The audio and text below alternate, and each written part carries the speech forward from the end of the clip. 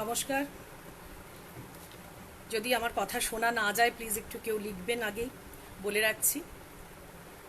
শুভ সন্ধ্যা। যারা শুনছেন তাদের সকলকে ধন্যবাদ জানাচ্ছি একাডেমি অফ ফোকলোরকে, এবং একাডেমি অফ ফোকলোরের তরফ থেকে আমাকে অনুরোধ করেছিলেন চন্দ্রমল্লিদিকে বিশেষ ধন্যবাদ জানাচ্ছি যে আমার আলোচনার বিষয় বা আমার গবেষণার বিষয় তাদের এই গুরুত্বপূর্ণ প্ল্যাটফর্মে তারা মনে করেছেন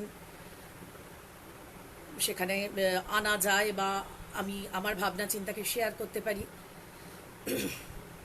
আমার বিষয় যেটা ছিল বাংলা লোককথার মেয়েরা, আমি বলেছিলাম যেটা আপাত সরল একটা হেডিং আমি দিয়েছিলাম, কিন্তু এই যারা লোকসাহিত্য নিয়ে চর্চা করেন, যারা লোককথা নিয়ে ভাবেন, তারা জানেন যে বিষয়টা যতটা শুনতে সরল ততটা সরল নয়, তার ভেতরে অনেকগুলো অঙ্ক থাকে।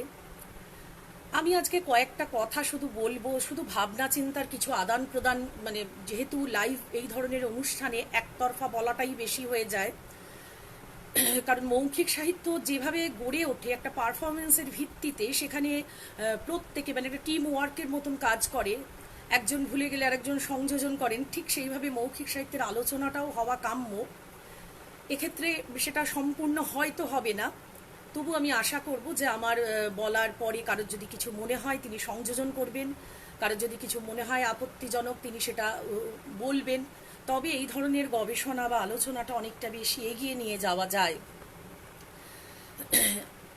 আমার আজকে কোনো পাণ্ডিত্যপূর্ণ বা খুব গুরুগম্ভীর কোনো আলোচনা আমি করব না। আমি যেটা বলবো সেটা আমার কিছু ভাবনা চিন্তা, যে ভাবনা চিন্তাগুলো কখনো কখনো আমি কোথাও বলেছি, কখনো কোথাও লিখেছি। এই ভাবনা চিন্তাগুলোই আমার মনে হয়, আমার আজকে অন্তত মনে হয়েছে একটু ভাগ করে নেওয়াটা প্রয়োজন। লোককথায় মেয়েরা একটা এমন একটা টাইটেল, এমন একটা বিষয় যে এটা সকলে প্রায় লোকসাহিত্যের সঙ্গে যুক্ত, সকলে একমত হবেন যে নারী লোকসাহিত্যের বা মৌখিক সাহিত্যের প্রধান ধারক, প্রধান বাহক ইত্যাদি। কথায় তো অবশ্যই, কিন্তু আমি নারীকে প্রধান প্রাধান্য হিসেবে গণ্য করার পরও আমরা কি নারীর নিজের মুখের কথা লোককথায় শুনতে পাচ্ছি, মৌখিক কথায় শুনতে পাচ্ছি, বা মৌখিক যে কোনো সাহিত্যে? সেই সংক্রান্ত কয়েকটা কথা উচ্চারণ করব, আলোচনা করব। আমরা যারা বাংলা সাহিত্য চর্চা করি তারা জানি যে বাংলা সাহিত্যের ইতিহাস কিন্তু মৌখিক সাহিত্যের ইতিহাসকে সরাসরি প্রত্যক্ষভাবে প্রায় স্বীকার করে না। বাংলা লিখিত সাহিত্যের ইতিহাস দিয়েই কিন্তু বাংলা সাহিত্যের ইতিহাস তৈরি হয়, অর্থাৎ সাহিত্যের ইতিহাস আমরা যখনই পড়ি তখনই যেন সেটা লিখিত সাহিত্যের ইতিহাস। চর্যাপদ থেকে তা শুরু হয়। আমরা কোনো মৌখিকতা, কোনো লোককথাকে প্রত্যক্ষভাবে সাহিত্যের ইতিহাসে আনি না, সেটা আলাদা একটা চ্যাপ্টার হিসেবে, আলাদা একটা প্রসঙ্গ হিসেবে আলোচনা হয়। কিন্তু কোনো লিখিত সাহিত্যে কি সম্ভব এটা যে মৌখিক সাহিত্যের প্রভাব ছাড়া সম্পূর্ণভাবে সেটা তৈরি হবে বা সেটা কোনো প্রভাব তার উপর পড়বে না? মৌখিক কথা নিয়ে আলোচনা করতে গেলে, মৌখিক সাহিত্য নিয়ে আলোচনা করতে গেলে কেন তাহলে নারীর প্রসঙ্গ গুরুত্বপূর্ণ, এই একই ব্যাপারে এসে যায়।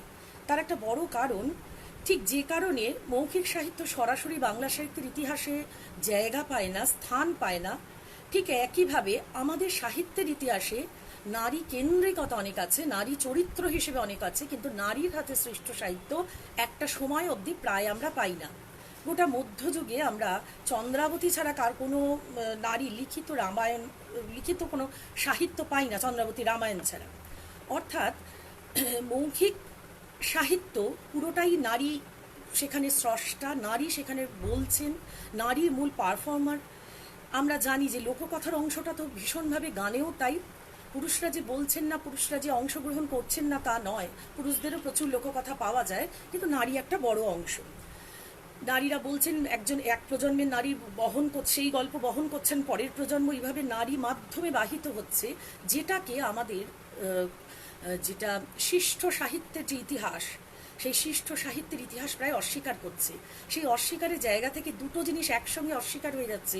এক হচ্ছে মৌখিকতার ইতিহাস, মৌখিক সাহিত্যের ইতিহাস, আর একটা হচ্ছে নারীর রচিত বা নারী সৃষ্ট সাহিত্যের ইতিহাস, এবং এই দুটো একই সঙ্গে লিঙ্কড। তাই লোকসাহিত্যের মেয়েরা বললেই আমাদের এই প্রসঙ্গটা চলে আসে, এই জায়গাটা চলে আসে।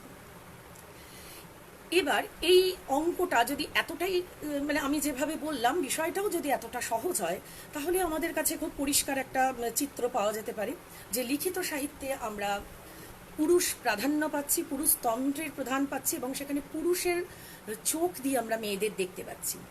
যারা বাংলা সাহিত্যের ছাত্রছাত্রী তারা জানেন যে গোটা মধ্যযুগ জুড়ে আমরা নারীকে একটা বড় অংশে পেয়েছি। গোটা বৈষ্ণব পদাবলী লেখা হয়েছে রাধার জার্নি হিসেবে। যারা বাংলা সাহিত্যের ছাত্রছাত্রী নন তারাও জানেন যে পূর্বরাগ, অভিসার, মিলন ইত্যাদি পুরো জার্নিটা রাধার জার্নি। চণ্ডীদাসের রাধা খুব বিরোহিনী, সন্ন্যাসিনী, বিদ্যাপতি রাধা উচ্ছলা, কিন্তু এই সমস্ত রাধারা তো পুরুষের চোখের রাধা।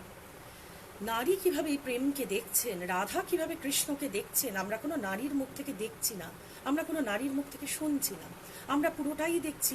আরও যে শ্রীকৃষ্ণ কীর্তন সেই অর্থে অনেকটা তাতে ফোক অনুষঙ্গ অনেক বেশি, কিন্তু লিখিত সাহিত্য এবং ছন্দবদ্ধ একটি সাহিত্য, যে ছন্দবদ্ধ সাহিত্যটা কিন্তু সম্ভব নয়, একদমই সম্ভব নয় যে কোনো পুরুষ বা কোনো নারীর মানে যে নারীরা তখনও প্রথাগত শিক্ষায় সেভাবে শিক্ষিত না তাদের দ্বারা তৈরি, অর্থাৎ মানে এরকম কোনো বিতর্ক ওঠেওনি। বরুচণ্ডীদাস পুরোপুরি পুরুষ সাহিত্যিক এবং শিক্ষিত সাহিত্যিক, তিনি রচনা করেছেন, ফোক অনুষঙ্গ প্রচুর আছে। তাই এই জায়গা থেকে আমরা যদি এই জায়গাটাও যদি আমি যেটুকু বললাম তার মাধ্যমে আমরা যদি এরকম একটা সরল সিদ্ধান্তে পৌঁছতে পারতাম যে পুরুষের চোখে নারীকে আমরা লিখিত সাহিত্য বা শিষ্ট সাহিত্য, আমি শিষ্ট সাহিত্য শব্দটা ব্যবহার করব, আর তথাকথিত অশিষ্ট সাহিত্য বা মৌখিক সাহিত্যে তাহলে নারীর নিজস্ব কণ্ঠস্বর আমরা শুনতে পাই, এমনটাই যদি হয়। এখানেও কিন্তু অনেকগুলো জটিলতা কাজ করে। এই কথাটাও কিন্তু আমি খুব সরলভাবে বলতে পারি না, এই মৌখিক আর লিখিত সাহিত্যের এই তফাতের জায়গাটা। কিন্তু আমি যখন মৌখিক সাহিত্য নিয়ে আলোচনা করব বা মৌখিক সাহিত্যের মেয়েদের প্রসঙ্গ নিয়ে আলোচনা করব, আমি তো প্রচুর তথ্য পাবো, প্রচুর লোককথায় মেয়েদের প্রচুর গল্প আমরা পাই।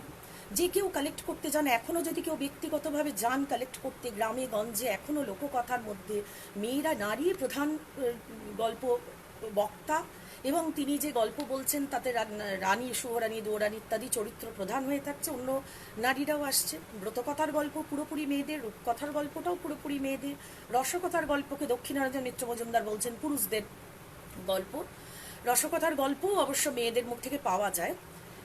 এই জায়গায় যে প্রসঙ্গগুলো আসে, যে কথাগুলো আজকে আমার মনে হলো এই প্ল্যাটফর্মে যারা শুনছেন তাদের সঙ্গে কথা বলা যায়, আলোচনা করা যায়, সেটা হচ্ছে যে যখন ফিল্ড ওয়ার্কটা করা হয়, যে রূপকথা বা মৌখিক সাহিত্যকে যখন লিখিত আকারে রূপান্তরিত করা হয়, তখন সেই রূপান্তরের পদ্ধতিটা কি সত্যি এতটাই সরল হয় যে নারী যেভাবে গল্প উচ্চারণ করছেন ঠিক সেভাবেই পুরুষ সংকলকেরা গল্প লিখছেন। তাই আমরা যখন শুনবো যে মৌখিক সাহিত্য এবং লিখিত সাহিত্যের এই তফাৎটা, আমি প্যারামিটারটা মাপবো, যে দুটো তফাৎ মাথায় রেখে আমি মৌখিক সাহিত্যের আলোচনায় প্রবেশ করব বা মৌখিক সাহিত্যের মেয়েদের প্রসঙ্গে আলোচনায় প্রবেশ করব। কিন্তু যারা আমরা বাংলাদেশবাসী, মানে পশ্চিমবঙ্গ বা বাংলাদেশে আমরা যারা বাস করি, আমরা যারা এখানে জীবনযাপন করি, যারা আমরা এই পরিবেশ পরিস্থিতি সামাজিক অবস্থানে বাস করি, তারা কি সত্যি ভাবতে পারি যে একজন নারী একজন পুরুষ সংকলকের কাছে খুব অনায়াসে তার নিজের গল্পটাই বলছেন, এবং পুরুষ সংকলক ঠিক যেভাবে শুনছেন সেভাবেই গল্পটা লিপিবদ্ধ করছেন?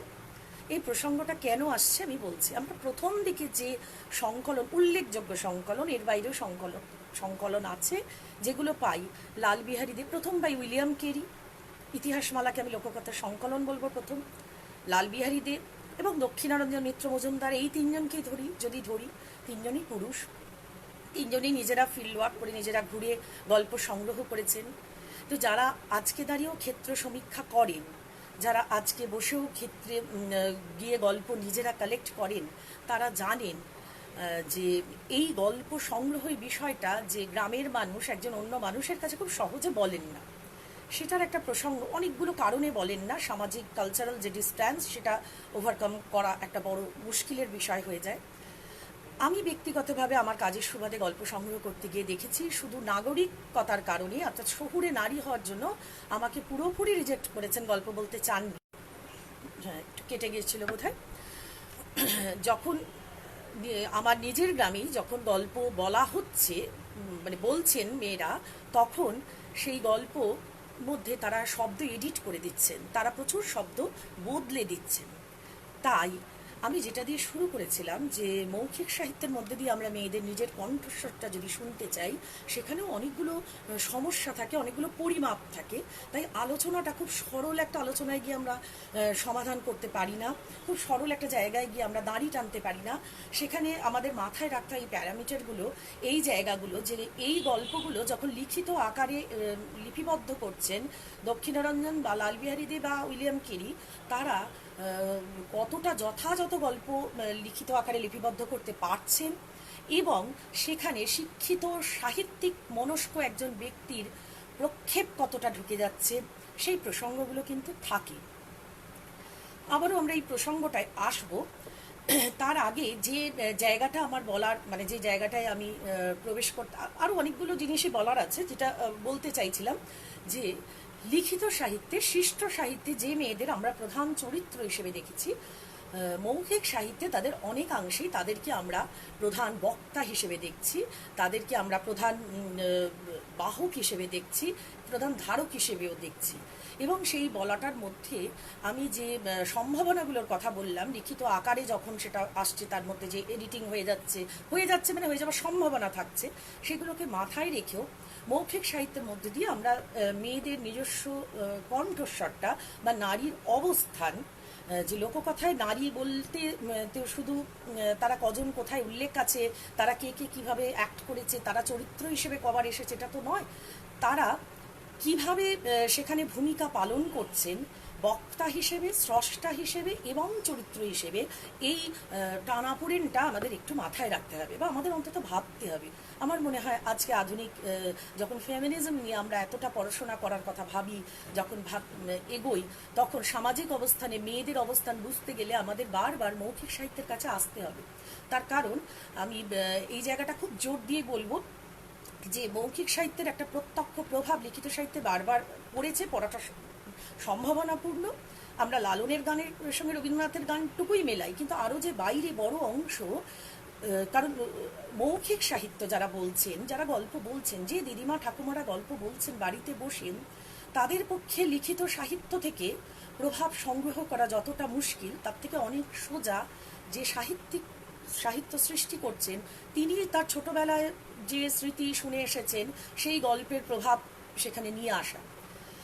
বঙ্কিমচন্দ্রকে আমরা ভীষণ পাশ্চাত্য প্রভাবান্বিত একজন সাহিত্যিক হিসেবে চিহ্নিত করে দিই, কিন্তু বঙ্কিমচন্দ্রের লেখায় একাধিকবার গল্প শোনার প্রসঙ্গ আছে। দেবী চৌধুরীর এটা আছে যে সাগর যে গল্প শুনতে ভালোবাসত ব্রজেশ্বরের ঠাকুমার কাছে, এই যে প্রসঙ্গগুলো, এগুলো একদম বোধহয় উড়িয়ে দেওয়া যায় না। ভেতরের প্যাটার্নের ভেতরে কোথাও একটা আমরা আমাদের দেশীয় জায়গাকে খুঁজে দেখতে পারি।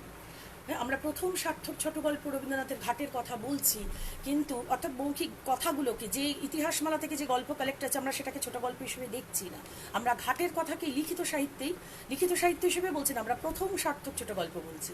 কিন্তু সেখানে উল্লেখযোগ্য ঘাটের কথা, এই কথা শব্দটাই এসছে, এবং সেখানে একজন কথকীয় ভঙ্গি সেখানে কাজ করছে। বিভূতিভূষণের বাবা যে কথক ঠাকুর ছিলেন, সেই প্রভাব কি কোথাও পথের পাঁচালী বা অন্য কোনো লেখায় পড়েছে কি না, এগুলো গবেষণা করা উচিত, হয়তো গবেষণা হচ্ছে, আমি জানি না, বা এগুলো আরও অনেক কিছু কাজ, কিছু আভাস এসেছে, কিন্তু এগুলো নিয়ে আরও অনেক বেশি এগিয়ে যাওয়া উচিত। তাতে এই লোকসাহিত্য এবং মৌখিক সাহিত্যের জায়গাটা স্পষ্ট হবে, মেয়েদের অবস্থানও স্পষ্ট হবে, যে নারী সাহিত্য কতটা প্রভাব ফেলেছে এই শিষ্ট সাহিত্যকে, এবং এই পুরুষতন্ত্র প্রধান সাহিত্যতে এই নারীর প্রভাব কতটা, এটা একটা বড় কাজের বিষয় বলে আমি মনে করি। এইখানে বলতে গেলেই যে জায়গাগুলো এসে যায়, যে লিখিত সাহিত্যের গল্প এবং মৌখিক সাহিত্যের গল্পের আরও কয়েকটা উল্লেখযোগ্য প্রসঙ্গ আমি বলবো, যে জায়গা থেকে আমি লোককথা বা মৌখিক সাহিত্যকে আমি শুধুমাত্র আলাদা একটা অংশ বলে বলছি না। নারী কেন্দ্রিক কয়েকটা গল্পের কথা আমরা মনে রাখি। ইতিহাসমালা 1811 এবং 12-তে সংকলিত যখন হয়, তখন শোনা যায় মানে বইটা আগুন লেগে পুরো তার স্টক নষ্ট হয়ে গেছিল, পরে 3টে কপি মাত্র থেকে গিয়েছিল। অনেক পরে ফাদার দাতিয়ান এটা সম্পাদনা করেন।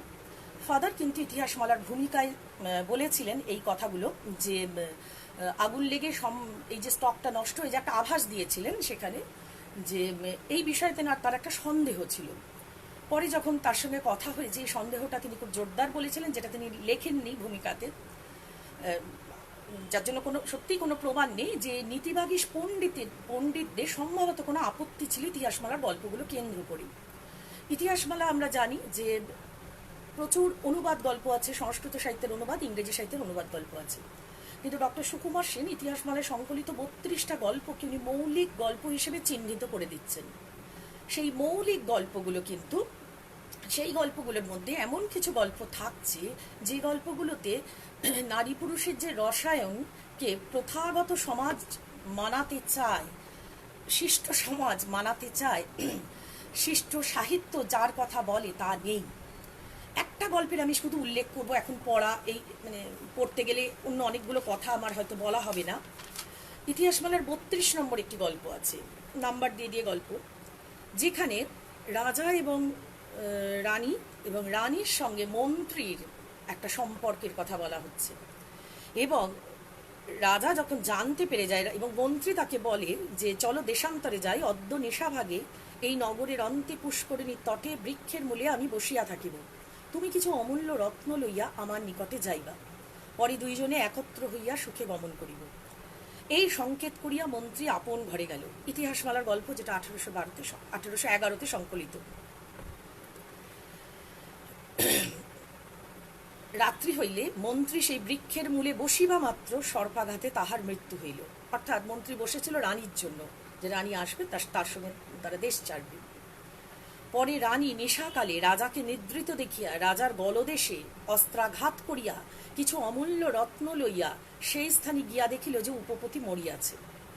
তাহাতে উদ্বিগ্ন হইয়া দেশান্তরে যাইয়া বেশ্যা ধর্ম আশ্রয় করিল। অর্থাৎ সে তার স্বামীকে মেরে ফেলেছে এবং এসে দেখেছে উপপতিও মারা গেছে। তাহার পর রাজার মরণান্তর পাত্র সভাসদ প্রভৃতিরা বিচার করিয়া রাজপুত্রকে সিংহাসনে বসাইয়া রাজ্য করিতে লাগিলেন। কিছুদিন পরে রাজপুত্র, অর্থাৎ ওই রানীর যিনি পুত্র, যুবাবস্থা প্রাপ্ত হইলে ও মহামত্ত হইয়া বেশ্যা গমন করিতে লাগিল ও দেশান্তরে গমন করিয়া যেখানে ভালো বেশ্যা পায় সেই স্থানে যায়। ইতিমধ্যে যে স্থানে তাহার মাতা বেশ্যা হইয়াছে সে স্থানে গিয়া তাহার সঙ্গে অভিগমন করিল। একদম গল্পটা স্পষ্ট আকারে মাতা পুত্রের সম্পর্কের কথা বলা হয়েছে। না, গল্পটা বোধহয় খুব বিক্ষিপ্ত গল্প নয়। তার কারণ, যদি অষ্টাদশ শতক, যে সময় গল্পটি সংকলিত, বইটি সংকলিত হয়েছে ইতিহাসমালা, তার আগের পর্বগুলো আমরা খেয়াল করি, আগের পর্ব ওই সময়ের পর্বটা খেয়াল করি, বহু একাধিক অতুল সুর অষ্টাদশ শতকের বাংলা ও বাঙালিতে দেখিয়েছেন যে গোটা যুগ কিভাবে একটা পারভার্সনের মধ্যে ছিল। আমরা গোপাল ভাঁড়ের গল্পের মধ্যে একটা গল্প পাই যেখানে শাশুড়ি জামাই কেন্দ্র করে, শাশুড়িকে জামাইকে নিয়ে গোপাল ভাঁড় বলছে ও এই জন্য, অর্থাৎ রাত্রিবেলা লেবু আনতে পাঠিয়ে শাশুড়ি সেখানে ভেবেছে চোর, ধরতে গিয়ে গোপাল ভাঁড় ইঙ্গিত করছে শাশুড়ি জামাইয়ের সম্পর্ক। অর্থাৎ এই ধরনের সম্পর্কের আভাস, যেটা আজকে খুব নিন্দনীয়, শিষ্ট সমাজ যেটাকে নিন্দনীয় হিসেবে গণ্য করেছে, সেই আভাস অষ্টাদশ শতকে ছিল। এবং এই গল্পটা সেই পটভূমিতে কথিত বা জীবন থেকে আহিত লোককথার সব থেকে বড় যে জায়গাটা, যে সেখানে সেটা চারপাশে জীবন থেকেই সংগৃহীত। কিন্তু গল্পটার ভাষা সাধু ভাষায় যেভাবে প্রয়োগ করা হয়েছে, যেভাবে তার মধ্যে কোনো, আমি আবারও বলছি যে এই গল্পটার মধ্যে গল্পটার মূল বিষয় এক থাকলেও বা না থাকলেও গল্পটার মধ্যে এডিটিংয়ের সম্ভাবনা সবসময়ই থাকছে। সেই সম্ভাবনাগুলোকে আমরা মাথায় রাখতে পারছি না, আমরা ভুলে যেতে পারছি না, কিন্তু মাথায় রাখতেই হচ্ছে। কিন্তু এই গল্পটার মধ্যে যে একটা তীব্র কথা আছে, যেটাকে আমরা যারা ইউনিভার্সিটিতে বসে বসে লোকসাহিত্য, একদম ঠান্ডা ঘরে বসে লোকসাহিত্য চর্চা করি, তাদের কাছে খুব অদ্ভুত, তাদের কাছে খুব অবাক করার মতো, খানিকটা ক্ষেত্র সমীক্ষা যারা আমরা করি না, কিন্তু খুব অবাক করার মতো বোধহয় নয়। লালবিহারীদের একটি গল্প আছে, দ্য স্টোরি অফ শ্বেত বসন্ত। শ্বেত বসন্তের গল্পে খুব স্পষ্টই আছে যে শ্বেতের যে স্ত্রী সোমলতা, সে দূর দেশে গিয়ে একটি সন্তান প্রসব করে। সেই সময় শ্বেত তার মেয়েটি, সোমলতা গাছের তলায় বাচ্চাটিকে নিয়ে শুয়ে থাকে। সে তার জন্য দুধ বা আগুন খুঁজতে যায় এবং তাকে অন্য দেশের হাতি এসে তুলে নিয়ে রাজা করে দেয় অন্য একটি দেশে। এবং বসন্ত তার দেওর, সেও দাদার সন্ধানে গিয়ে ফিরে আসে না। সে, এই সোমলতা মেয়েটি খুব অসহায় অবস্থায় ঘুমিয়ে পড়ে বাচ্চাকে নিয়ে। সেই সময় এক পোটাল যাচ্ছিল, সেখান দিয়ে তার বাচ্চা হয়েছে, কিন্তু মৃত বাচ্চা।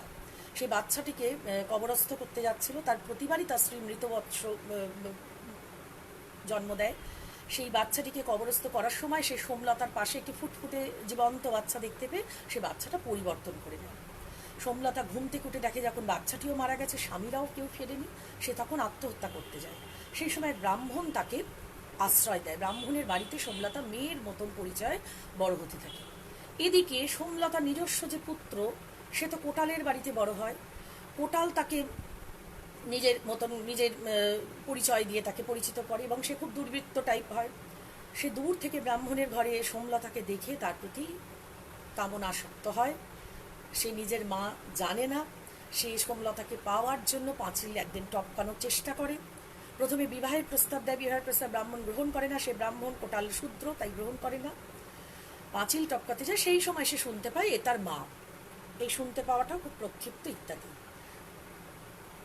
দক্ষিণারদ মিত্র মজুমদারের ঠাকুরদাদার ঝুলিতে মালঞ্চমালার গল্পের মধ্যেও কিন্তু এরকম জায়গা আছে যেখানে মেয়েটি বিয়ে করে তার থেকে অনেক ছোট এক স্বামীকে। আমার বলার শুধু এইটুকুই, এই অংশগুলোতে, এই নারী কেন্দ্রিক গল্পগুলোতেই, যে লোককথা, মৌখিক সাহিত্য এমন কিছু আধুনিক গল্পের সন্ধান দিচ্ছে, যে আধুনিকতার সন্ধান লিখিত সাহিত্যকে পেতে পেতে আমাদের অনেকগুলো দিন লেগে গেছে। আমরা এগুলোকে স্বীকার করিনি, আমরা এই বাস্তব জীবনকে আমরা কিন্তু স্বীকার করিনি। আমরা এই বাস্তব জীবনকে পার করে আমরা অন্য কোনো গল্প, অন্য কিছু নৈতিকতা আরোপিত কিছু সাহিত্যের মধ্যে গেছি। কিন্তু যা জীবন থেকে আহিত, যা স্পষ্ট প্রত্যক্ষভাবে উঠে এসেছে আমাদের চারপাশ থেকে, সেই গল্পগুলো কিন্তু আমাদের লোককথায় থেকে গিয়েছিল। এই তিনটে গল্প বললাম, আরও গল্পের উদাহরণ আছে। যদি আধুনিকতা বলি আমি সেটাকে আধুনিকতা, যদি স্বাভাবিকতা বলি স্বাভাবিকতা। যে গল্পগুলো আমি আবারও বলছি, আমাদের গোটা মধ্যযুগে যেখানে ধর্মনির্ভর যে সাহিত্য তৈরি হয়েছে, হ্যাঁ প্রসঙ্গ আছে, উল্লেখযোগ্য জায়গা আছে যেখানে মনসাকে কামনা করছে শিব, স্বয়ং শিব তার বাবা, সেই জায়গাগুলো আছে। কিন্তু সেই জায়গাও সেখানে কিন্তু পুরুষতন্ত্র, কিন্তু নারী যে উপপত্তির সঙ্গে সে গৃহত্যাগ করছে, এই যে প্রসঙ্গগুলো, এগুলো প্রায় নেই। এবং ইডিপাস কমপ্লেক্সই আমরা ভবিষ্যৎ অনেক পরবর্তী সাহিত্যে ফ্রয়েড পড়েছি, ইডিপাস কমপ্লেক্সকে প্রয়োগ করেছি। তাহলে আমাদের দেশীয় গল্পেই তো এই গল্প ছিল। তাই ইডিপাস কমপ্লেক্স নিয়ে ভারতবর্ষ জানার অনেক আগে থেকে এই গল্পগুলো ছিল, অন্য নামে বা কোনো নাম না নিয়ে, কোনো পরিচয়হীনতার মধ্যে থেকে। এবার আমি যেটার মধ্যে ঢুকবো, লোককথা বা মৌখিক কথায় যেখানে আমরা মেয়েদের পাচ্ছি, তাহলে ওই যে প্রসঙ্গটা দিয়ে আমি শুরু করেছিলাম, সেই প্রসঙ্গটা আবারও খুব গুরুত্বপূর্ণ হয়ে যাচ্ছে। যে আমরা কি তাহলে মৌখিক সাহিত্যের কাছে আশ্রয় নিলে মেয়েদের নিজের কথাটা শুনতে পারবো, যে একজন মেয়ে কিভাবে জীবনকে দেখছে, তার জন্য আমাদের আশাপূর্ণা দেবী অবধি আসতে হবে না, তার আগেই আমরা শুনতে পাবো। তার জন্য আমাদের কোনো পুরুষের ওপর নির্ভর করতে হচ্ছে না, বা পুরুষতন্ত্রের বাইরে গিয়ে আমরা একটা আভাস পাবো যে নারীর প্রসঙ্গ বুঝতে গেলে বা ভারতবর্ষীয় নারীর অবস্থান বুঝতে গেলে। তো সেখানেও জটিলতা আছে। সেই জটিলতা কীরকম? লক্ষ্মীর পাঁচালী এমন একটা টেক্সট, লক্ষ্মীর পাঁচালী সরাসরি লোককথা নয়, কিন্তু একটা আখ্যান আছে। যে কোনো লোকসাহিত্যের আলোচনা এবং নারীকেন্দ্রিক আলোচনায় লক্ষ্মীর পাঁচালীকে আমরা বাদ দিতে পারি না। লক্ষ্মীর পাঁচালীকেই যদি প্রথমে ধরি, অন্য প্রসঙ্গগুলো আমি আসছি পরে। লক্ষ্মীর পাঁচালী এমন একটা টেক্সট, যে টেক্সটটা সব থেকে নারী বিরোধী, সমস্ত খুব প্রত্যক্ষভাবে নারীর অবমাননার কথা বলে, এবং যে টেক্সটটা 2021 সালে দাঁড়িয়েও বহু শিক্ষিতা মহিলা পাঠ করেন। কেন করেন? অনেকগুলো কারণ নিশ্চয়ই আছে, সেই কারণটা আলাদা ব্যাখ্যা, সেটা একটা সমাজতাত্ত্বিক ব্যাখ্যা, সামাজিক অনুষঙ্গের জায়গা আছে, কিন্তু করেন। এটা খুব দুঃখজনক হলো, এটা বাস্তব। কেউ মানেন বা না মানেন, তারা কিন্তু এই আলোচনাটা করতে থাকেন। লক্ষ্মীর পাঁচালীতে তারা নিজেরাই পড়েন, আজ অব্দি পড়েন, যে কেমন মেয়ে লক্ষ্মী, কেমন মেয়ে অলক্ষ্মী, ভালো মেয়ে এবং খারাপ মেয়ে, এই বিভাজনটা তারা নিজেরা উচ্চারণ করে করে পড়েন। আমি উচ্চারণটা একটুখানি বার করে রেখেছিলাম, যে একটুখানি অংশ, জাস্ট এইটুকু। লক্ষ্মীর পাঁচালী অনেকের কাছেই পরিচিত টেক্সট, অনেকেই জানেন যে কি পরিমাণ কথা, অবমাননাকর কথা আছে, কিন্তু এটুকু কোট করার লোভ সম্বরণ করা যায় না। কেমন হবে খারাপ মেয়েরা, ভালো মেয়েদের কথা বাদই দিন। খারাপ মেয়ে বলতে কি বোঝায়? উচ্চ হাসি উচ্চ ভাষা কহে নারীগণ, তা জোরে হাসি এবং জোরে কথা। সন্ধ্যাকালে নিদ্রা যায় বেহস নয়ন, দয়া মায়া লজ্জা আদি দিয়া বিসর্জন, যেথায় যেথায় করে স্বেচ্ছায় গমন। না দেয় প্রদীপ তারা প্রতি সন্ধ্যাকালে, ধূপ ধুনা দিতে লজ্জা মনে মনে গণে। প্রভাতেতে নাহি দেয় গোময় ছড়া, ময়লায় নষ্ট পাছে হয় শাড়ি পরা। লক্ষ্মী অংশে নারী জাতি করিয়া সৃজন, পাঠাইয়েছি মর্তধামে সুখেরও কারণ। বৃথায় সুখেতে তারা ভুলিয়া আমায়, অকার্য কুকার্য করি সময় কাটায়। শ্বশুর শাশুড়ি প্রতি নহে ভক্তিমতী, বাক্যবান বর্ষে সদা তাহাদের প্রতি। স্বামীর আত্মীয়গণে না করে আদর, থাকিতে চাহে না সদা হয়ে স্বতন্ত্র। লজ্জা আদি গুণ যত নারীরও ভূষণ, শরীর হইতে তারা করেছে বর্জন। অতিথি দেখিলে তারা কষ্ট পায় মনে, স্বামীর অগ্রেতে খায় যত নারীগণে। পতিরে করিছে হেলা না শুনে বচন, ছাড়িয়াছে গৃহস্থালী ছেড়েছে রন্ধন। পুরুষের পরিহাসে কাটায় সময়, মিথ্যা ছাড়া সত্য কথা কবু নাহি কয়। এই লক্ষ্মীর পাঁচালীকে আমরা কিন্তু মৌখিক সাহিত্য হিসেবেই গণ্য করি। কেন করি? অনেকগুলো কারণে হয়তো করা হয়, টেকনিক্যাল কারণে করা হয়, কিন্তু ভেবে দেখবেন যারা শুনছেন, যারা শুনবেন, যে লক্ষ্মীর পাঁচালী কিন্তু শ্রুত আকারে বোধহয় কেউ বলেন না। অর্থাৎ ঠাকুমার কাছে শুনেছেন, মুখস্থ হয়ে গেছে, মানে বেদের মতন মায়ের কাছে শুনেছেন, মুখস্থ বলছেন। যেভাবে আমরা রূপকথার গল্প বলি, রূপকথার গল্পর বহু গল্প কিন্তু শ্রুত আকারে আছে আজও, কিন্তু লক্ষ্মীর পাঁচালী কিন্তু লিখিত একটা টেক্সট, একটা পাঠ্য, শুধু নারীরা পড়ে, কোনো পুরুষ কোনোদিন লক্ষ্মীর পাঁচালী পড়ে না। এই লিখিত টেক্সটটা বেশিরভাগ সময় দেখবেন ব্রাহ্মণ লেখক দ্বারা সংকলিত এবং সম্পাদিত। ব্রাহ্মণ বলার একটাই কারণ, মানে উল্লেখ করার একটাই কারণ, অর্থাৎ শিক্ষিত কোনো ব্যক্তি দ্বারাই এটা সংকলিত। অন্য কোনো জাতীয় শিক্ষিত ছিলেন, কিন্তু একটা সময় অবধি ব্রাহ্মণ অশিক্ষিত পড়তে পারেন না, প্রায় এরকম নেই। অর্থাৎ এই টেক্সটটি কি, এটা মৌখিক সাহিত্য না লিখিত সাহিত্য? এটাকে আমরা কিভাবে দেখব? কেন এটা শুধু মেয়েরা পড়বেন এবং কেন আজও পড়বেন? এর উত্তরটা আমিও জানি না, এর উত্তরটা আমিও খুঁজছি।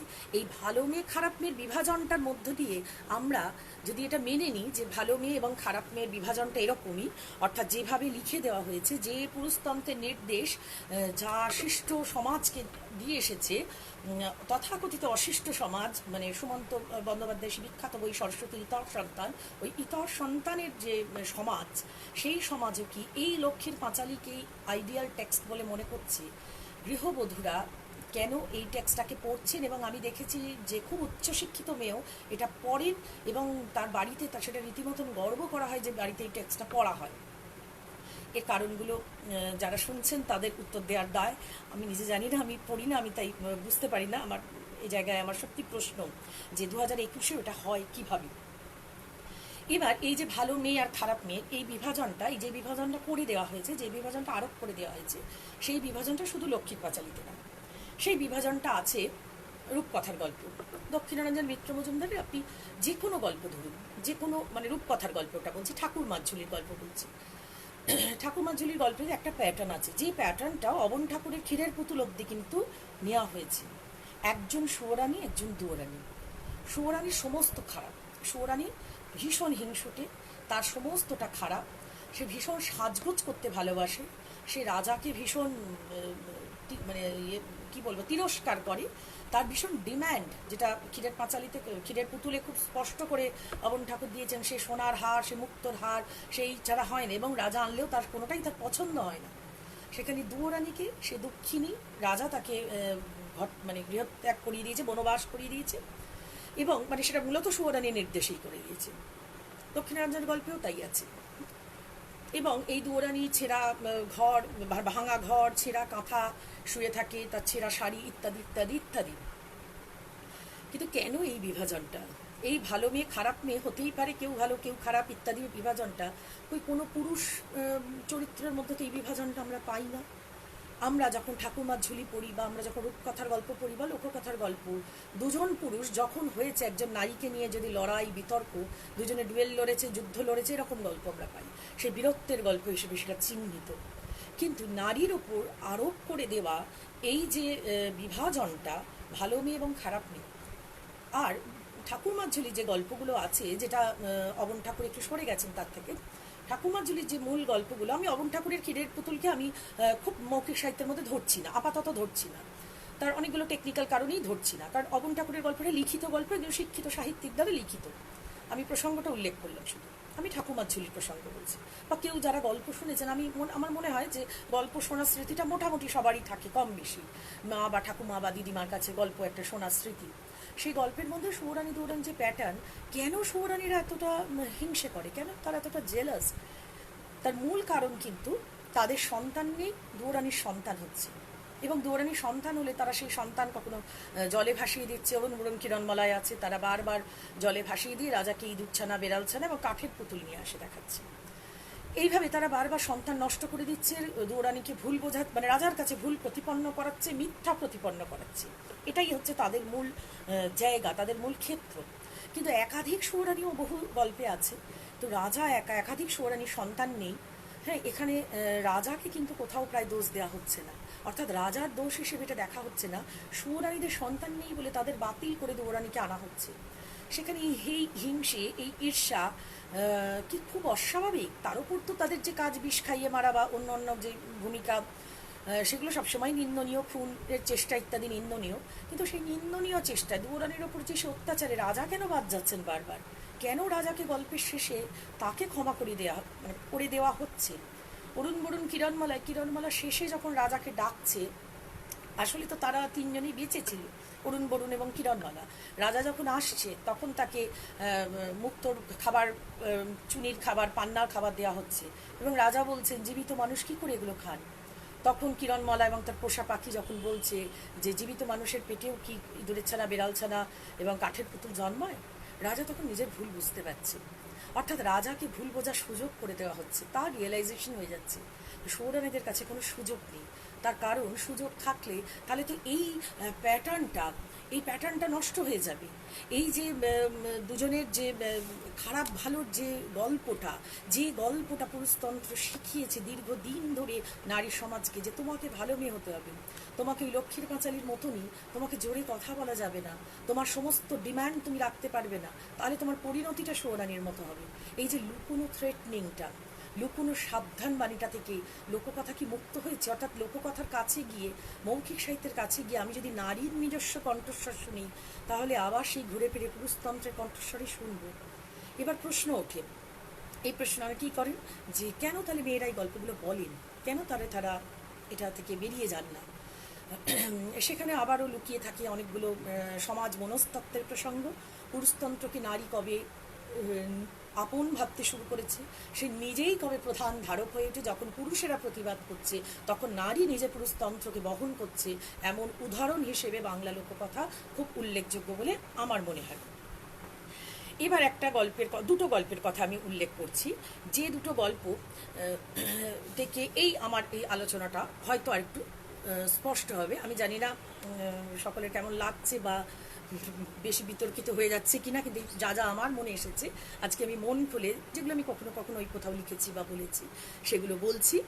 তার একটাই উদ্দেশ্য যে এই ভাবনা থেকে যদি কেউ নতুন কিছু সংযোজন করেন, একটাই আমার আকাঙ্ক্ষা বা একটাই ইচ্ছা।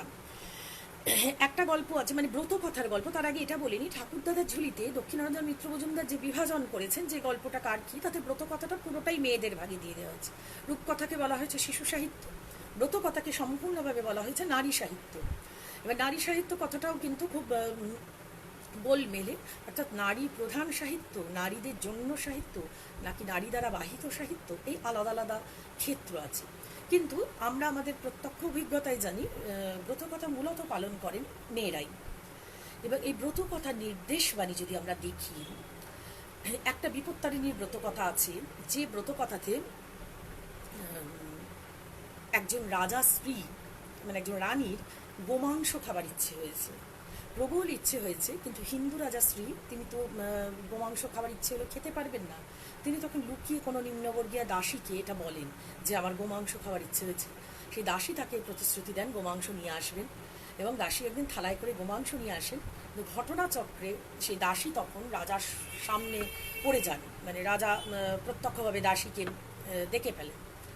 তখন রানী ভয়ে ভয়ে বিপত্তারিণী মাকে ডাকেন, এবং দেবীর আশীর্বাদে সেই গোমাংস এক থালা ফুলে পরিণত হয়। একটু ভাবলেই বোঝা যাবে যে একটি সজীব গল্পকে, একটা জীবনের গল্পকে কিভাবে আবার ওই একটা থ্রেটনিংয়ে রূপান্তরিত করে দেওয়া হয়েছে, একটা নির্দেশাবলীতে পরিণত করে দেওয়া হয়েছে ব্রতকথায়। অর্থাৎ এই গল্পগুলোর মাধ্যমে, এই গল্পগুলো যারা বহন করছেন, যে গল্পের মূল বাহক মহিলারা, তারাই এই গল্পগুলোকে কিভাবে একটা প্রেসক্রিপশন, একটা প্রেসক্রিপশনে পরিণত করছেন, এবং ব্রতকথার মধ্যেই থাকে ওইটা যে তুমি এই ব্রত না করলে তুমি বিপদ থেকে উদ্ধার পাবে না। অর্থাৎ গোমাংস খাবার ইচ্ছা এতটাই নিন্দনীয় যে সেটার জন্য তোমাকে বিপত্তারিণীর আশ্রয় নিতে হবে। তুমি এরকম একটা অন্যায্য কাজ কি করে করতে পারো, এবং তিনিই পারলে তোমাকে রক্ষা করবেন। আর একটা করুণ গল্প বলি, এই গল্পটা আমি যখনই সুযোগ পাই আমি বলি, কারণ গল্পটা আমাকে খুব হন্ট করে। সেটা হচ্ছে, সবাই প্রায় জানেন, সেটা হচ্ছে উন্নঝুন্নর গল্প, যেটা ব্রতকথার আকারে পরে আমি পড়েছি। কিন্তু আমি যখন শুনেছিলাম, আমি আমার ঠাকুমার কাছে গল্পটা শুনেছিলাম, তাতে কোনো ব্রতকথার ভাব ছিল না। গল্পটা একদম সরাসরি লোককথা হিসেবেই আমি শুনেছিলাম, খুব করুণ একটা উপসংহার সহ শুনেছিলাম। উন্নঝুন্ন দুটি মেয়ে, যে দুটি মেয়েকে তার বাবা জঙ্গলে দিয়ে আসে। কেন দিয়ে আসে? শুধু তারা মায়ের কাছে একটা করে পিঠে খেতে চেয়েছিল বলে। এবং দরিদ্র ব্রাহ্মণ, যে দরিদ্র ব্রাহ্মণের নিজেরই পিঠে খাবার জোগাড় হয় না বলে তিনি জোগাড় যন্ত্র করে পিঠে নিয়ে আসেন। খুব সহজেই অনুমেয় তাদের মেয়েরা কোনোদিনই পিঠে খায়নি। সেই মেয়েদের একটা করে পিঠে খেতে ইচ্ছে হয়েছে বলে বাবা তাদের জঙ্গলে দিয়ে আসেন। এই জায়গাটা একটা ছোট্ট একটা মানে পঙ্ক্তিকারে ব্রতকথার মধ্যে আমি পড়েছি, এটাও একটু শোনাচ্ছি অল্প একটু অংশ। এত বলি দ্বিজবর করিল গমন, গৃহপিঠে করে সেজে আত্মগোপন। ছ্যাঁক ছ্যাঁক পিঠে ভাজা শব্দ যত শোনে, আঁচলেতে গিট দিয়া দ্বিজবর গনে। অবশেষে পিঠে ভাজা দুই কন্যা চায়, দুই পিঠা দাও বলি কহিল মাতায়। কন্যাদের অভিলাষে ব্রাহ্মণী তখন ভয়ে ভয়ে দুটি পিঠা করিল অর্পণ। বাড়িতে দুটি বাচ্চা মেয়ে, তাদেরকে ভয়ে ভয়ে মা তাদের দুটো পিঠে দিল একটা একটা। কিন্তু বাবা ওই গুনে রেখেছে পিঠে কটা হচ্ছে, তার মা তো পাবেনই না, তার মেয়েদেরও পাওয়ার কথা না। জানে সতী পতি তার পাষণ্ড দুর্জন, দয়াময়া বিবেচনা দেছে বিসর্জন। এর ফলে কি হলো? যাহাবার তাই হলো। কন্যা দুই লয়ে বিপ্র দয়াময়া ভুলে, পথ চলে অবিরাম এই আসি বলে। কন্যা বলে, কত দূর মাসিমার বাড়ি, আর কত পথ বাবা চলিতে না পারি। দ্বিজ তবে কয় কন্যা দয়ে প্রবোধিয়া, দুজনে বিশ্রাম লাও বাতাসে বসিয়া। ক্লান্তিতে হয় তারা ঘুমে অচেতন, দুষ্টমতি পিতা তবে ভাবে মনে মনে, থাক পড়ে দুইজনে গহন কাননে। অর্থাৎ বাবা তাদের জঙ্গলে ফেলে দিয়ে চলে যায়, অবশ্যম্ভাবী পরিণতি তারা বাঘ বা সিংহের পেটে যাবে। এই গল্পটা আজকের ভারতবর্ষে দাঁড়িয়েও, কন্যাভ্রূণ হত্যা এবং কন্যা সন্তান বিসর্জনের ভারতবর্ষে দাঁড়িয়েও এই গল্পটা কিন্তু তার স্বাভাবিক গল্প হিসেবে আমি ওই যেভাবে শুনেছিলাম আমার ঠাকুমার কাছে, সেভাবে কিন্তু গল্পটা থাকে না। গল্পটা না ব্রতকথায় পরিণত হয়ে যায়। যে ব্রতকথা বহু মহিলা বাড়িতে পাঠ করেন, সেই ব্রতকথায় দেখা যায় মেয়ে দুটি ওই বিপত্তারিণীর সাহায্যে তারা বিপদ থেকে উদ্ধার পায় এবং তার ব্রত করে খুব বড়লোক হয়। এবং সেই বড়লোক কন্যা দুটি যখন একদিন কাঙালি ভোজন করায়, তাদের বাবা আসে তাদের বাড়িতে, এবং বাবাকেও তারা খেতে দেয়। এবং বাবা তাদের মানে বাবা নিজের ভুল বোঝে। অর্থাৎ লোককথা, ব্রতকথা, নারী প্রধান, নারী কেন্দ্রিক যে লোককথা এবং ব্রতকথা, তাতে পুরুষ সবসময় ক্ষমা পাচ্ছেন। তিনি ক্ষমা, তার আত্মোপলব্ধি হচ্ছে, তিনি নিজের ভুল সংশোধন করার সুযোগ পাচ্ছেন, কিন্তু সুয়োরানীরা পাচ্ছে না, সুয়োরানীদের কোনো জায়গা হচ্ছে না। আর একটা গল্প, এরকমই একটা গল্পের প্রসঙ্গ বলি, অনেক কিছু বলার আছে, মানে বলার থেকে যায় আসলে, এতটা সময় হয়তো নেই, অনেকটা হয়ে গেছে সময়। ইতিহাসমালার একটা গল্প, তার আগে আমি বলি ধনপতি সওদাগরের যে গল্প আমরা জানি। ধনপতি সওদাগরের দুই স্ত্রী লহনা এবং খুল্লনা, তাদের দুজনের মধ্যে আবার সেই ভালো রানী ভালো মেয়ে খারাপ মেয়ের প্যাটার্নটা আমরা কিন্তু দেখি। যে খুল্লনা দরিদ্র, মানে খুল্লনা খুব কষ্টে থাকে, সে নিপীড়িত, লহনা দ্বারা অত্যাচারিত ইত্যাদি ইত্যাদি। লহনা খুব দণ্ড প্রতাপ। ধনপতি যখন ব্যবসায় যায় তখন লহনা মূলত অত্যাচার করে খুল্লনার উপর। এই ভালো মেয়ে খারাপ মেয়ের প্যাটার্নটা কবে থেকে এলো জানি না। ইতিহাসমালায় একটি গল্প আছে লহনা খুল্লনার গল্প, যেখানে একই গল্প, ধনপতি ব্যবসায় যায়, সদাগরি করতে যান, এবং ঘরে তার দুই স্ত্রী লহনা এবং খুল্লনা, এবং দুই স্ত্রী সমানভাবে দুজন দুজনের সঙ্গে লড়াই করে, ঝগড়া করে, চুলোচুলি করে বেঁচে থাকে। অর্থাৎ কোনো ভালো মেয়ে খারাপ মেয়ের কোনো প্যাটার্ন এখানে নেই। এই গল্পটিকে এই যে একটা রূপান্তরিত করে দেওয়া হলো অন্য একটা গল্পে, এই মানে এই রূপান্তরের মধ্য দিয়ে মেয়েদের প্রতি এই যে একটা জোরালো সাবধানবাণী প্রয়োগ করা হলো, যে অর্থাৎ তুমি যদি ভালো না থাকো তাহলে তুমি কিন্তু ঠিক এইরকমই তোমার পরিণতি হবে, তোমার পরিণতি খুব খারাপ হবে। তুমি যদি ঈর্ষা করো, তুমি যদি শপথ নিকে মেনে না নাও, অর্থাৎ স্বামী আর একজনকে বিয়ে করলে তোমাকে মেনে নিতে হবে। হ্যাঁ, প্রবাদ ছিল, হাতা হাতা হাতা খা সতীনের মান, এই প্রবাদগুলো ছিল, অর্থাৎ প্রত্যেকটি মেয়ে চেয়েছে তার সতীন মারা যাক, কিন্তু সে নিজে না মারুক আর কি। মানে সে এই জায়গাটা করলে, অর্থাৎ এই যে একটা হিপোক্রেসিকে বাঁচিয়ে রাখার একটা প্রবণতা, সেটা কিভাবে সম্ভব? সেটা একমাত্র মেয়েদের দিয়ে সম্ভব। মেয়েরা যদি সাগ্রহে মেনে নেয় তার সতীনকে, তবে খুব সহজে সম্ভব, তবে খুব সহজে এটা সম্ভব। নাকি অন্য কোনো ষড়যন্ত্র, অন্য কোনো পলিটিক্স এর মধ্যে কাজ করেছে, যে দুজন যদি দুই মুখী হয়, দুজন যদি একজন একজনকে বিরোধিতা করে, তবে রাজাও অন্তত এক নারীকে নিয়ে সুখে থাকবে, বিবাহ একাধিক হলেও। এটা আমার মনে হয় যারা সত্যি সমাজ মনস্তত্ত্ব নিয়ে কাজ করেন তাদের ভাবনার উপাদান হিসেবে এটা বড় একটা জায়গায় আসতে পারে, ইত্যাদি। তবে এগুলোর বাইরে কি আমরা মেয়ে দেখি না? আমরা নারী দেখি। এগুলোর বাইরে আমরা যে মহিলাদের পাই, আমি নিজে গল্প কালেক্ট করতে গিয়ে এক ধরনের মহিলা, দুটো গল্পে এরকম মহিলা পেয়েছিলাম। গল্প যে সংগ্রহ করেছিলাম আমি আমার নিজের গ্রাম, যেটা বর্ধমান জেলার গোতান গ্রাম থেকে কিছু গল্প পেয়েছিলাম। তার মধ্যে এই মেয়েকে পেয়েছিলাম, যে মেয়েকে উল্লেখ করছেন, যিনি গল্প করেছিলেন তার নাম ঘোলার মা। তিনি তার নাম বলতে পারেননি, তার নামই ঘোলার মা, মানে তিনি তার নাম ভুলে গেছেন। অর্থাৎ নিজের নাম মনে নেই, কিন্তু গল্প তার খুব সুন্দর মনে আছে, ভীষণ ভালো গল্প বলতেন। ঘোলার মা একটি গল্প বলেছিলেন, যে রাজার ছেলের একটি গল্প, যে রাজার ছেলের নাম ক্ষুদিরাম। সেখানে তিনি একটা প্রসঙ্গ বলেছিলেন, যেটা আমার খুব মানে একটু অবাক লেগেছিল, একটু আশ্চর্য লেগেছিল, আমার মনে একটু ব্যতিক্রমী জায়গা। সেটা হচ্ছে ময়দানের এক মেয়ে ছেলে। সেই মেয়ে ছেলেকে সে নাই ভালো মেয়ে, না খারাপ মেয়ে, না রানী, না কোনো দৌড়ানি, না সুরানি, না কিছু, না দাসী। সে ময়দানের এক মেয়ে ছেলে, যে পাশা খেলায় বারবার রাজপুত্রকে হারিয়ে দেয়। হয়তো এই চরিত্রটার মধ্যে কোনো বেশ্যাধর্মের ইঙ্গিত আছে হয়তো, কিন্তু মেয়েটি বারবার বুদ্ধি বলে রাজপুত্রকে হারায়। আমার কাছে এটা খুব ইন্টারেস্টিং লেগেছিল, যে শুধু যৌনতা দিয়ে গল্পটিতে আনা হয়নি, বা যৌনতার প্রসঙ্গই নেই। আমি এটা বললাম সম্ভাবনা আছে। যেটা আমার লেগেছে, যে কেশবতী কন্যা, যেটা বুদ্ধবতী মেয়ে আছে, কেশবতী কন্যা নিজে বিবাহ করতে আসছে, সে নিজে তার বর খুঁজে নিচ্ছে, এই জায়গাগুলো। আর একটা গল্প আমি জানি হয়তো অনেকেই মনে করছেন প্রসঙ্গত, যেটা সত্যিই খুব উল্লেখযোগ্য, সেটা হচ্ছে যে মানে উল্লেখযোগ্য বলে আলোচনা করার যোগ্য আর কি, সেটা হচ্ছে কিরণমালার গল্প। কিরণমালাই হচ্ছে এই সমস্ত লোকসাহিত্যের জায়গায় একজন ব্যতিক্রমী নারী, যে ব্যতিক্রমী নারী তার নিজের দাদাদের উদ্ধার করছেন, নিজের হৃত সম্মান অর্থাৎ রাজকন্যার সম্মান উদ্ধার করছেন, দাদাদের ফিরিয়ে নিয়ে আসছেন, নিজের বাবাকে সঠিক বোঝাচ্ছেন, যদিও সেটা তিনি করছেন পুরুষের ছদ্মবেশে। কিন্তু তার অসম্ভব বুদ্ধিমত্তা, এবং কিরণমালার মধ্যে যেটা খুব উল্লেখযোগ্য, অন্তত দক্ষিণারঞ্জন যেভাবে কিরণমালাকে এনেছেন, কিরণমালার গল্প অন্য কোথাও কোথাও হয়তো এই গল্পের আভাস আছে, আমি খুব স্পষ্টত কিরণমালার গল্প অন্য কোথাও পাইনি। দক্ষিণারঞ্জন মিত্র মজুমদারে যেভাবে কিরণমালা এনেছেন, কিরণমালা খুব মধুর একটি মেয়ে, মানে সে লড়াই করছে, মানে তার মধ্যে কোনো তীক্ষ্ণতা, তীব্রতা, নিষ্ঠুরতা নেই। সেই লড়াইটা তার কাছে কাজ, তার একটা বুদ্ধি দিয়ে লড়াই, এবং বাহুবলের থেকে বুদ্ধিবল তার কাছে জরুরি।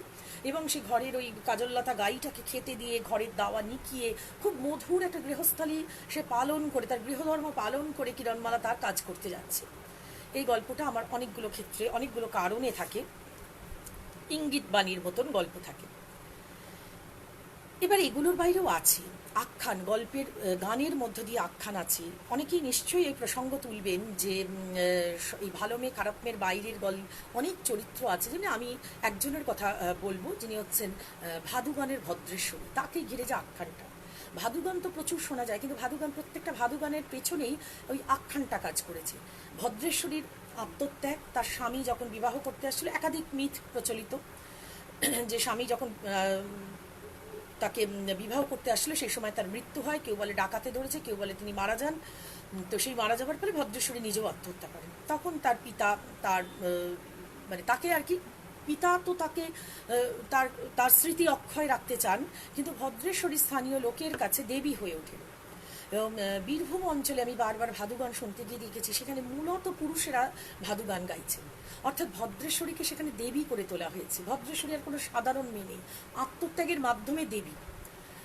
তাহলে মেয়েদের যেরকম খারাপ যে জায়গাগুলো আমি দেখছি, যে যেখানে তাদের রাক্ষসীতে প্রতিপন্ন করা হচ্ছে, হ্যাঁ, রাক্ষসের গল্পটাও মানে প্রসঙ্গত আর বলা হলো না, কিন্তু এই প্রসঙ্গে আবার উল্লেখ করছি, যেখানে লালকমল নীলকমলে যে রাক্ষসী রানী খেয়ে ফেলছে রাজপুত্রকে, রানীকে একদম স্পষ্টত রাক্ষসীর উল্লেখ করা হচ্ছে। রানী একজন নারীর মধ্যে ডাইনি প্রথা মানে আজও ভারতবর্ষে খুব বাস্তব।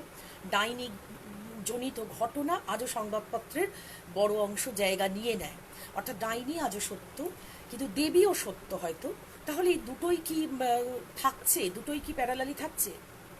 থাকছে, কিন্তু দেবী হওয়ার মধ্য দিয়েও ওই কোথাও গিয়ে সংসারের তাকে বাইরে বার করে দেয়। বোভিয়ারের একটা কথা প্রসঙ্গে, এখানে বোভিয়ার একটা আলোচনাই করেছিল এই প্রসঙ্গে, যখন কোনো মেয়েকে এইরকম একটা তকমা দেওয়া হয় যে সে ভীষণ বড় একটা জায়গায় চলে যাচ্ছে, সে খুব মহৎ, তার মানেও কিন্তু তাকে সংসার চৌহদ্দির বাইরে, সে দেবী মানে কিন্তু সে তার সংসারে কন্ট্রোল নেই, সংসার কিন্তু সেই অব্দি পুরুষতন্ত্র, এবং যে নারীরা এই পুরুষতন্ত্রকে বিশ্বাস করে একমাত্র তারাই সংসারে থাকার যোগ্য। তার বাইরে এটাকে ছাপিয়ে যার মহত্ব বড় হয়ে উঠছে, তিনি আর এই সংসারের পার্ট হয়ে থাকছেন না। এবার এই প্রসঙ্গগুলো যেগুলো বললাম, আমি হয়তো অনেক বিতর্কের কথা বললাম, অনেক ভাবনা চিন্তার অনেকগুলো বড় বিষয়কে আমি ছোট ছোট করে বললাম। এর প্রত্যেকটা বিষয় নিয়ে লালবিহারী দেকে নিয়ে আলাদা করে কাজ হতে পারে, হয়েছেও, মানে আরও নিশ্চয়ই হচ্ছে। দক্ষিণারঞ্জনের কাজ হতে পারে, মানে শুধু তথ্য দিয়ে নয়, শুধু সংজ্ঞা এবং কোথায় কোথায় পাওয়া যায় এটা নয়, বিশ্লেষণ, সমাজ মনস্তত্ত্ব, নৃতাত্ত্বিক পরিচয়, এগুলো এই লোকসাহিত্যের সাম্প্রতিক চর্চায় উঠে আসছে এবং আরও উঠে আসা উচিত এই জায়গাগুলো। কিন্তু এত কিছুর পরেও যে জায়গাটা আমরা এড়িয়ে যেতে পারি না, যে লোককথা আজও বাড়ির বাচ্চার শিশুটি সে তার ঠাকুমার কাছে বা দিদিমার কাছে শুনতে পেলে শুনতেই থাকে। গল্প বলার প্যাটার্নের মধ্যে যে মধুর আবেদন, যেই মধুর আবেদনটা, সে দুঃখ বা কষ্ট বা বেদনা যা আছে বা অসহায়তা, যেটা মেয়েরাই একমাত্র বুনন করছেন তার কথা দিয়ে, সেটাকে অস্বীকার করা যায় না। কোনো কিছুই তো অঙ্কের মতন করে একটা উপসংহার আমরা আনতে পারি না। প্রসঙ্গগুলো আছে, আবেদনটাও সত্য, বিতর্ক যেরকম আছে তার মাধুর্যও সত্য। এই অবধি ছিল আমার বলার। যদি কারোর কোনো প্রশ্ন থাকে, আমি একটু প্রশ্নগুলো দেখে নিচ্ছি, যদি কেউ কিছু বলে থাকেন তাহলে আমি বলবো।